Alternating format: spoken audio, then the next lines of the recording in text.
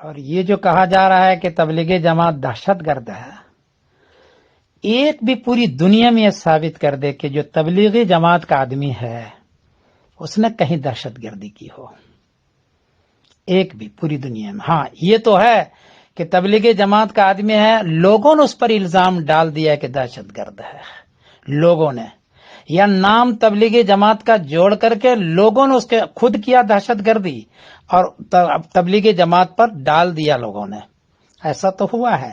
لیکن خود تبلیغی جماعت میں جانے والے کوئی دہشت گردی کیا ہو یا کسی ملک کے قوانین کے خلاف کیا ہو یا کسی ملک کے اندر جا کر کے قتل و غارت کیا ہو، ایسا ایک بھی نہیں ہے۔ میں خود جماعت میں جاتا ہوں مولانا، بلکہ ہم روکتے ہیں دہشت گردی کو، ہم منع کرتے ہیں دہشت گردی سے۔ جو ایسا ہوتا ہے اس کے جماعت میں نہیں جانا دیتے ہیں۔ کسی کو پتہ چل جائے کہ جرازوی شرارتی کسی قوم کے یا کسی ملک کے خلاف کرتا ہے، ہم مشورہ کر کے ان کو جماعت میں نہیں جانا دیتے ہیں۔ تو کیسے ہمیں دہشت گرد قرار دیا جا رہا ہے؟ لا حول ولا قوت الا باللہ العلی العظیم۔ السلام علیکم ورحمۃ اللہ وبرکاتہ۔